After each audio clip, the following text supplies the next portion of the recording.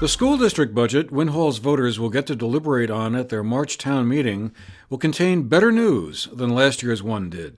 That budget reflected an uptick in the town's tax rate to more than $2.12, a function of more students than anticipated being part of the total enrollment picture in the town.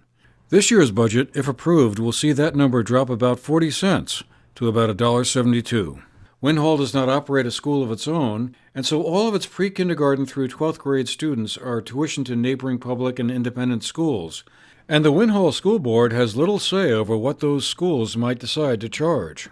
That means the more students in the district, the larger the bottom line of the budget becomes. But this year, there are about 20 fewer students accounted for in the budget compared to the previous year, which will reduce tuition expenditures by more than $250,000. The entire budget will total about $3.5 million, roughly comparable to last year's total budget, but the new one being proposed also contains about $100,000 built in for tax stabilization or wiggle room purposes in case more students show up than anticipated. Voters will have a chance to weigh in on that at town meeting, since it will also be a warrant article. Jennifer Samuelson, the Winhall School Board's chairwoman, gave us an overview of the factors that drove the budget. We like this year's budget much better.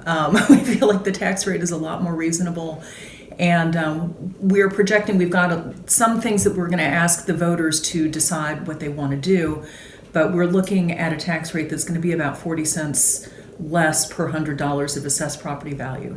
So we feel pretty good about that. So every year we try to project based on past years' growth trends that we see.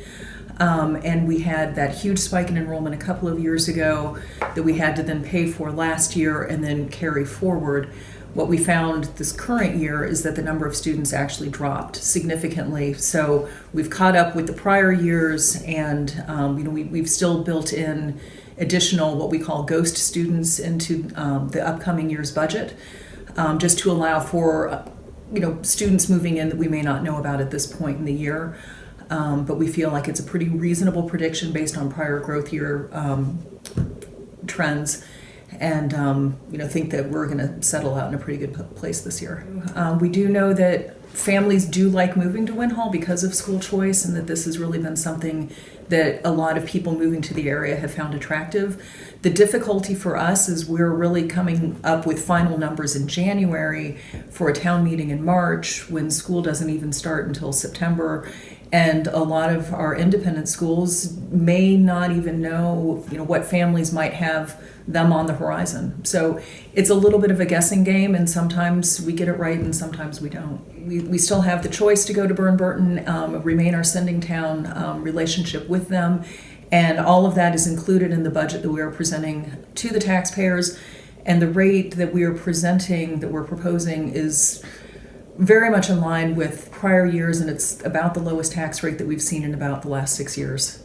I think we put a lot of time and effort into the school board this year, and I think that we three board members are very happy with what we've come up with, and we hope that the voters will approve what we're proposing. An informational meeting is being planned for Monday, February 25th, where school board members will answer the voters' questions about the budget. Samuelson noted that the board has tried to strengthen its relationships and communications with the schools it sends its students to, which help them plan the coming fiscal year's budget, she said. Winhall will hold its town meeting on Tuesday, March 5th, starting at 10 a.m. For the GNAT-TV News Project, I'm Andrew McKeever.